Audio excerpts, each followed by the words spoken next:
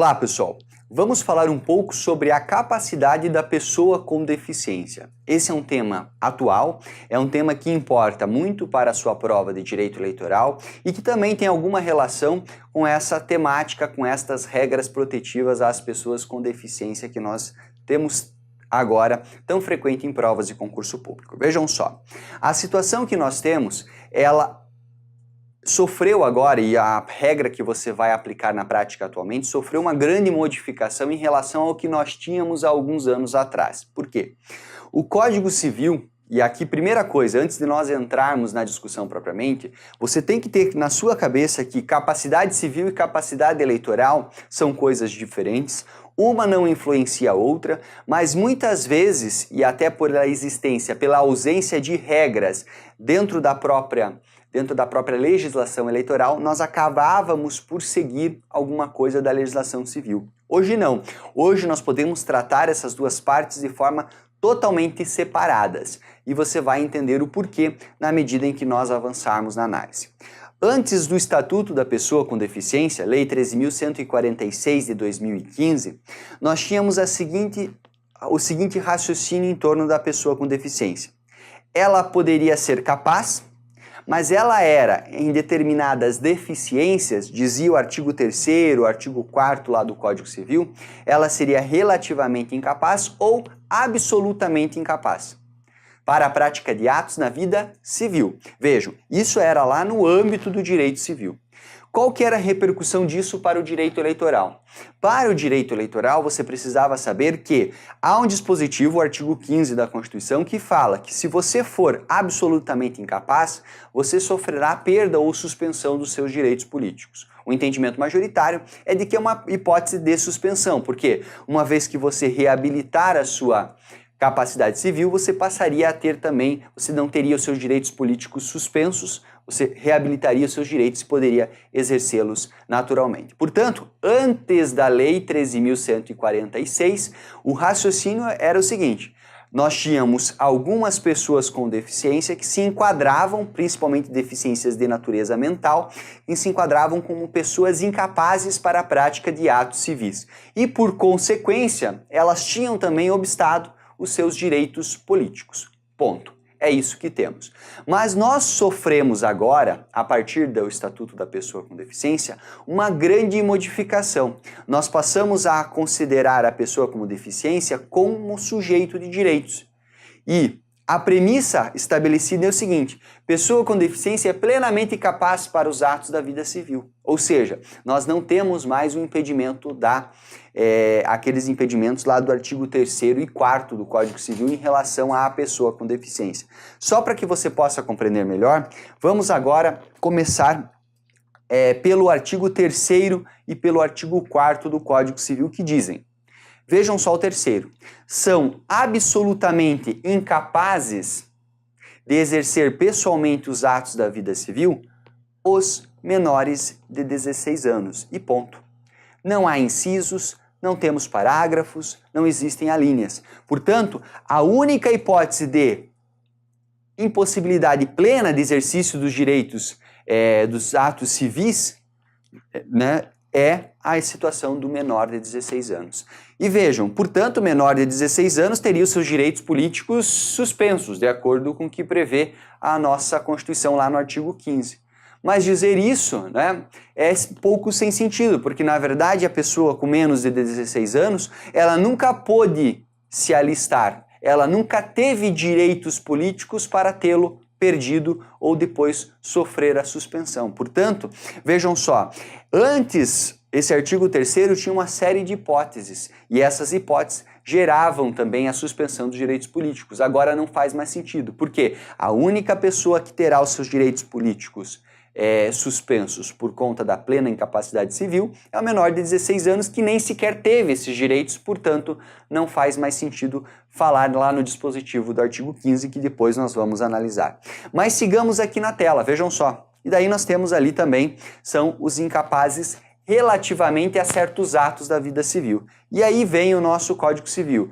Aqueles que tiverem entre 16 e 18 anos, os ébrios habituais, os viciados em tóxicos, aqueles que por causa transitória ou permanente não possam, né, exprimir sua vontade. O exemplo que a doutrina dá aqui é uma pessoa que está no estado de coma, por exemplo. E depois, por fim, a capacidade dos indígenas será regulada por legislação especial, o que também não convém ao caso. Ou seja, notem que nós não temos mais referência à pessoa com deficiência. Portanto, a pessoa com deficiência será capaz para praticar os seus atos na vida civil. E o próprio artigo 6º, lá do Estatuto da Pessoa com Deficiência, assegura isso expressamente, dizendo que ela poderá praticar plenamente os seus atos da vida civil sem quaisquer problemas. Claro, existem situações de mitigação? Sim, no âmbito civil existem. Tomada de decisão apoiada ou curadoria, o que não convém ao caso. Tá. E como que fica isso na área eleitoral? Na área eleitoral nós temos também um dispositivo importantíssimo para a sua prova, que é o artigo 76 do Estatuto da Pessoa com Deficiência, que também vem a assegurar, romper com qualquer incompreensão que havia a respeito disso, dizendo, olha, a pessoa com deficiência também possui plena capacidade eleitoral. Vejam comigo, e esse dispositivo é bastante importante para a sua prova. Diz o artigo 76, o poder público deve garantir à pessoa com deficiência todos os direitos políticos e a oportunidade de exercê-los em igualdade de condições com as demais pessoas. Portanto, a pessoa com deficiência, ela é capaz, em termos eleitorais, tanto de forma ativa, ao votar, como de forma passiva, ao ser votado. Este é o parâmetro que você vai seguir para a tua prova. Ah, professor, independentemente da deficiência? Sim. E se a pessoa não tiver nenhuma consciência a respeito dos atos que ela está praticando? Aí nós temos um regramento específico no TSE, uma resolução, que diz que é possível ao juiz eleitoral dar uma certidão de quitação eleitoral, temporária ou definitiva a essa pessoa. Mas são situações no caso concreto, porque a regra é a plena capacidade eleitoral e é isso que será cobrado na sua prova. Além de assegurar essa plena capacidade eleitoral ativa e passiva da pessoa com deficiência, o artigo 76 vai adiante e estabelece algumas regrinhas bem importantes. Comigo, vejam só, a pessoa com deficiência será assegurado o direito de votar e ser votado, inclusive por meio das seguintes ações. Vejam só quais são essas ações. Primeira delas, a garantia de que os procedimentos, as instalações, os materiais, os equipamentos para a votação sejam apropriados. Dito em outras palavras, sejam o quê? Acessíveis. Por exemplo, que eles contenham lá uma área para identificação em braille, que eles tenham algum sistema de sonorização para que a pessoa cega possa ouvir o seu voto, enfim, sistemas de acessibilidade apropriados, acessíveis a todas as pessoas e de fácil compreensão e uso. E fique atento, sendo vedada a instalação de sessões eleitorais exclusivas para a pessoa com deficiência. Isso aqui é importante. Veio o Estatuto e vedou que nós tenhamos, dentro de um colégio eleitoral, urnas específicas para pessoas com deficiência votarem. É uma atitude discriminatória, é uma atitude vedada. Mas, professor, eu já estudei o Código Eleitoral e eu vi que tem a criação de urnas específicas para cegos, com braille, enfim. Isso aplica ainda? Não. O entendimento majoritário da doutrina hoje é que essas regras lá do Código Eleitoral, que prevêem a criação de sessões específicas para a pessoa com deficiência, são discriminatórias, são vedadas, não poderão mais ser instaladas, certo? Portanto, a pretensão que se tem aqui é que as urnas elas sejam acessíveis para que a pessoa com deficiência vote tal como qualquer outra pessoa, assim como ela é. Portanto, essa regrinha é importante. E o inciso 2 diz o quê? Comigo. O inciso 2 fala de um incentivo à pessoa com deficiência para se candidatar e para que desempenhe quaisquer funções públicas em todos os níveis de governo. inclusive por meio do uso de novas tecnologias assistivas quando apropriado.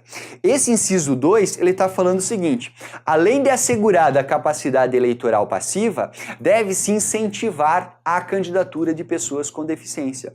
Hoje nós temos, eu não sei os dados agora, eu não tenho aqui os dados exatos, mas o percentual de pessoas com deficiência que ocupam as casas legislativas não guarda nenhuma proporção com o número de pessoas com deficiência que nós temos na cidade, na comunidade.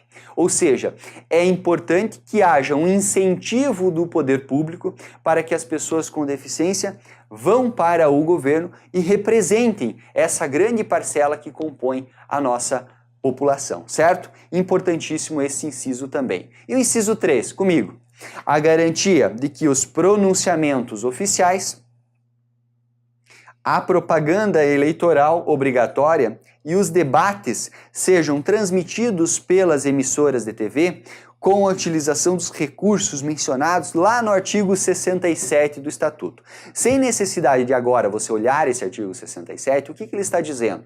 Ele fala da acessibilidade nos meios de comunicação, instrumentos de libras ou audiodescrição, aquele closed caption, esses instrumentos devem estar presentes em pronunciamentos oficiais, nas propagandas eleitorais, nos debates. É uma forma de inserção da pessoa com deficiência para a participação política, para que ela possa também acompanhar uma propaganda eleitoral, para que ela possa também participar de um debate. Esses são os 3 primeiros incisos. Tem mais um ainda dentro do artigo 1º. E aí o artigo 1º fala também, olhem lá, no inciso 4º, garantia do livre exercício do direito do voto, ou seja, vem aqui e ratifica o que informou lá em relação à capacidade eleitoral ativa, ou seja, a pessoa com deficiência, ela tem o livre exercício do voto garantido. E para tanto, e muito importante isso, sempre que necessário, e a pedido de quem? Da pessoa com deficiência, ela terá a permissão para que a pessoa com deficiência seja auxiliada na votação por uma pessoa de sua escolha. Ou seja, você, se for mesário, ou a Justiça Eleitoral, ao orientar os seus mesários, deverá orientar os mesários para que aceitem, se a pessoa com deficiência quiser, auxílio de terceiros para votar. Ah, mas na cabina somente diz a nossa legislação eleitoral que somente poderá entrar a pessoa que exercerá o direito ao voto, que é um direito personalíssimo. Eu sei. Esta é a regra geral, mas aqui nós não estamos falando de regra geral, nós estamos falando de uma questão específica. Existem outros interesses por trás, superiores a esse, no caso, que é essa questão do exercício do direito personalíssimo, que será, nesse caso, exercido com o auxílio de terceiros, uma pessoa de confiança da pessoa com deficiência, tá bem? Portanto, vejam só, aí tem o parágrafo 2º ali, mas ele não é tão relevante assim para a nossa prova aqui em relação a essa parte, então eu não vou nem citá-lo. Vejam, portanto, como que deve ser o seu raciocínio final.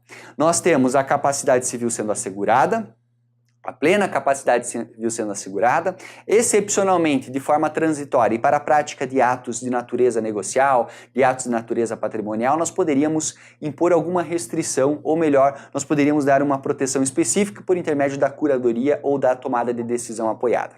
No aspecto eleitoral, a capacidade é plena, tanto para votar ativa quanto para ser votado passiva, competindo ao Poder Judiciário, ele atuar no sentido de incentivar ou também o Poder Executivo, Legislativo, com o desenvolvimento de políticas públicas, no sentido de incentivar a candidatura, de criar meios de acessibilidade e não podendo criar o quê?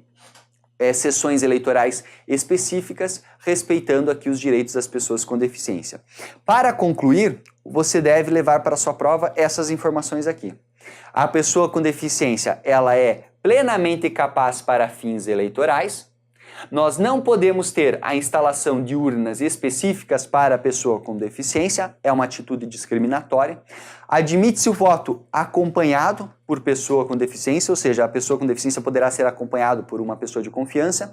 E o artigo 15, inciso 2 da Constituição, ele tem o seu conteúdo esvaziado. Por quê? Diz o artigo 15, é vedada a cassação de direitos políticos cuja perda ou suspensão só se dará nos casos de incapacidade civil absoluta. Pergunto, quem que é incapaz civilmente em termos absoluto? O menor de 16 anos. Mas o menor de 16 anos nem sequer tem direitos políticos, portanto não terás como perdê-lo ou ter esses direitos suspensos. Certo? Então o artigo 15, inciso 2, ele perde ali o seu conteúdo, ele tem o seu conteúdo esvaziado. Claro, na hora da prova, muitas vezes o examinador ele não vai fazer esse raciocínio para você, ou ele não vai chegar também, não vai até esse ponto na matéria. Então ele vai cobrar diretamente. São hipóteses de perda ou suspensão dos direitos políticos. Se ele colocar em uma das alternativas a incapacidade civil absoluta, não marque como errado, porque está certo. De fato, é uma das situações de acordo com a literalidade da Constituição, ainda que o seu conteúdo seja esvaziado. Não será nem mesmo uma questão passível de recurso nesse ponto. Eu só quero que você entenda que na prática esse dispositivo hoje não tem qualquer relação com deficiência, muito menos com possibilidades de obstar o exercício dos direitos políticos pela pessoa com deficiência. Portanto, é isso que eu gostaria de deixar aqui, esclarecer e aprofundar um pouco mais em relação a essa matéria. Boa leitura a todos, bons estudos!